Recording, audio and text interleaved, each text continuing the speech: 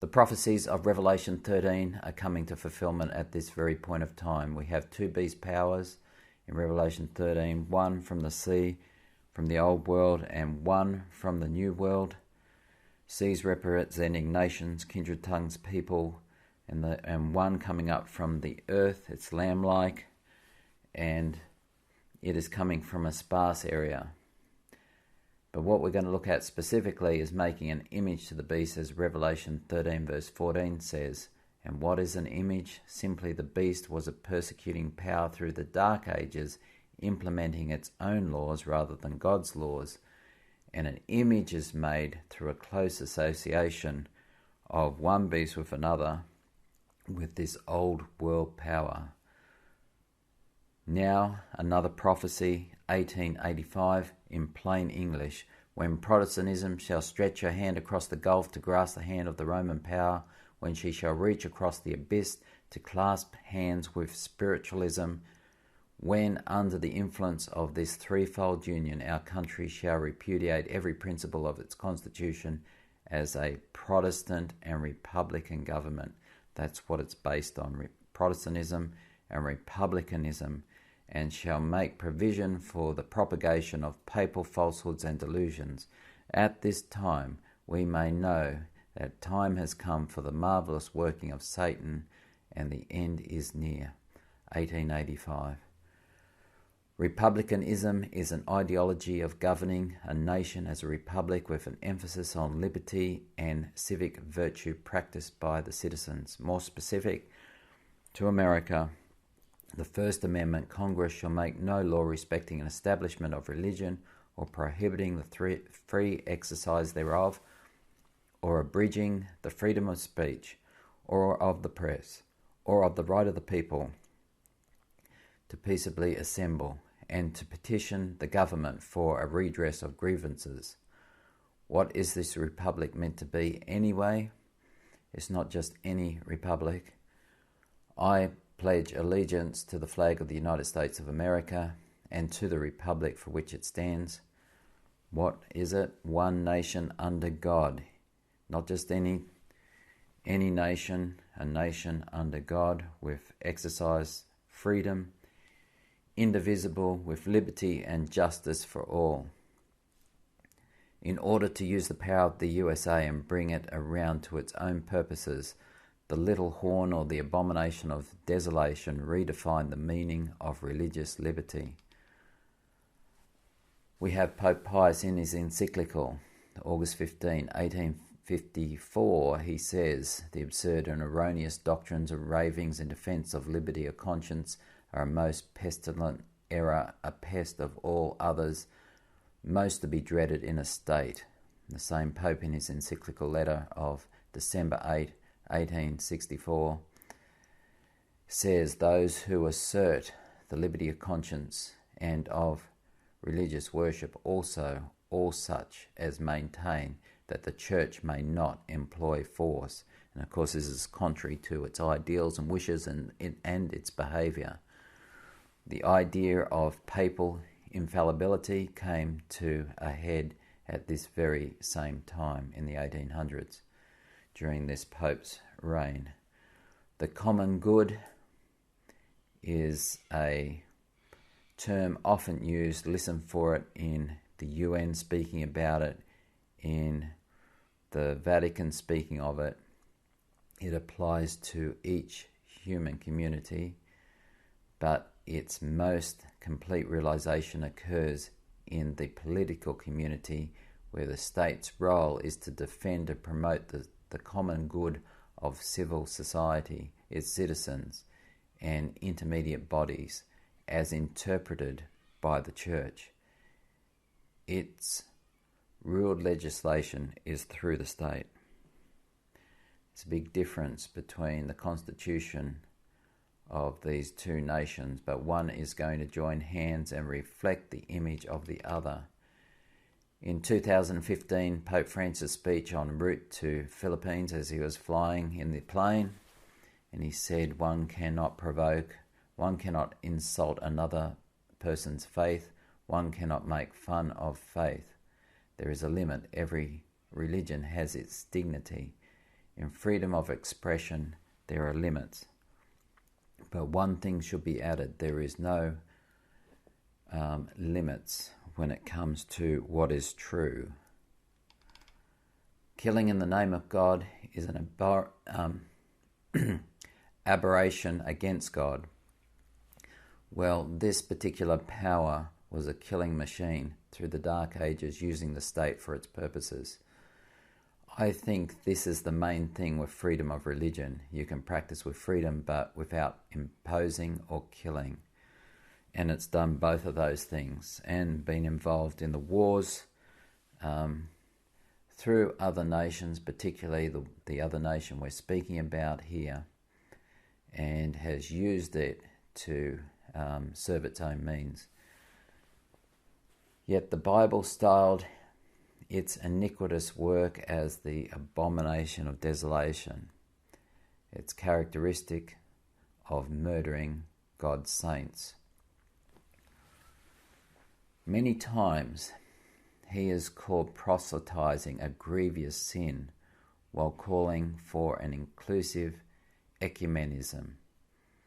And this smacks against the work and words of Jesus. Now, 2016 was a busy year for the Pope, having established his encyclical for the Paris Agreement in 2015.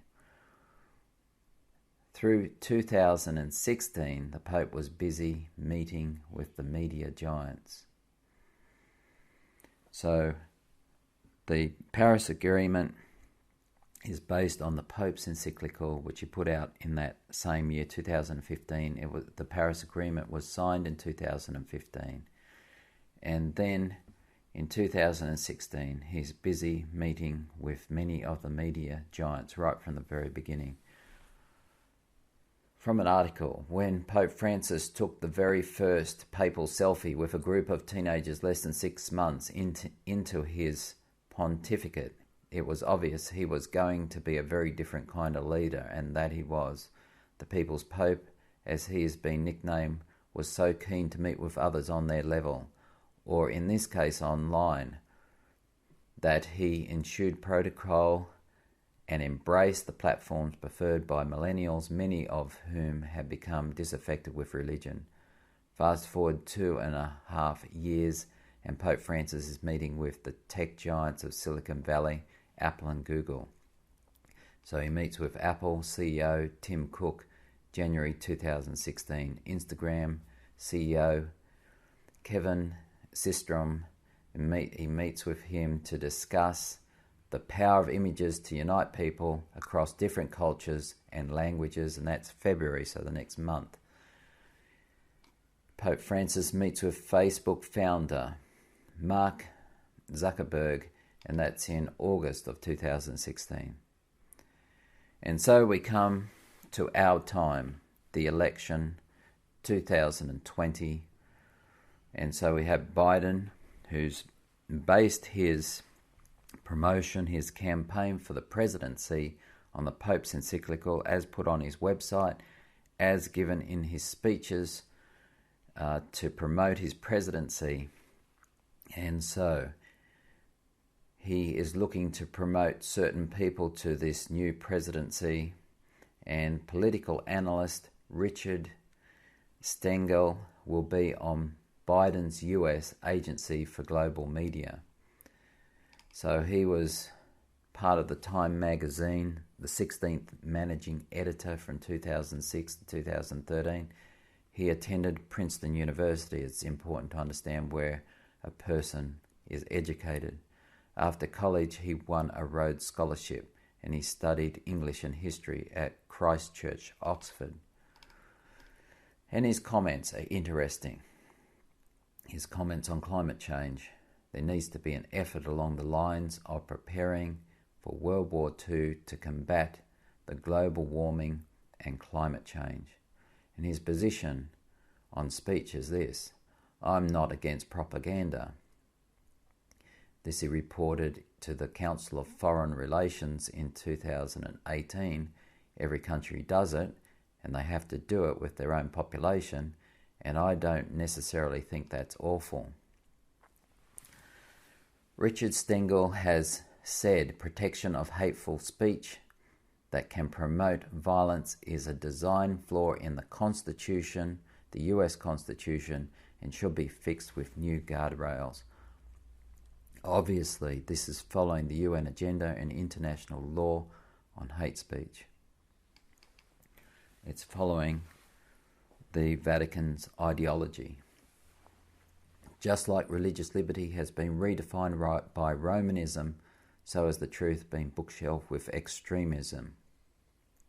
The Inquisition burned Bibles and people alive for liberty of conscience.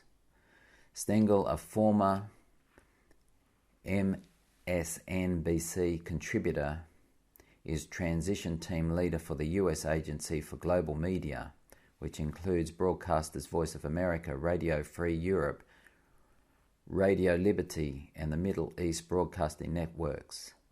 He's likely to be head for the agency if Biden becomes president in January. Ironically, that means Washington's foreign propaganda outlets, which traditionally have promoted America's founding principles, would be overseen by a man with restrictive views on the most fundamental of these tenets, freedom of speech. And he says, all speech is not equal, and where truth cannot drive out lies, we must add new guardrails. I'm all for protecting thought that we hate, but not speech that incites hate. So close to the truth, but not the truth. And it's against the American Constitution. So he gave some examples. Yes, the First Amendment protects the thought that we hate, but it should not protect hateful speech that can cause violence by one group against another. In an age when everyone has a megaphone, that seems like a design flaw. Our foremost liberty protects any bad actors who hide behind it to weaken our society, he wrote. Russian agents assumed fake identities, promulgated false narratives, and spread lies on Twitter and Facebook, all protected by the First Amendment. So there's this fake Russian thing pushed through. Siegel added that it's time to consider hate speech laws like those enacted by other countries to discourage incitement of racial and religious tensions after the Second World War. Hate speech is defined by the Cambridge Dictionary as public speech that expresses hate or encourages violence towards a person or group based on something such as race, religion, sex, or sexual orientation. And as time goes on, the definition of this becomes more narrow. As religious liberty is redefined by pontifical manipulation originating in Vatican II and aimed at the US Constitution, so also is the term hate speech. Soon the USA Constitution will be forever changed as the revolution continues in this once great bastion of freedom and truth.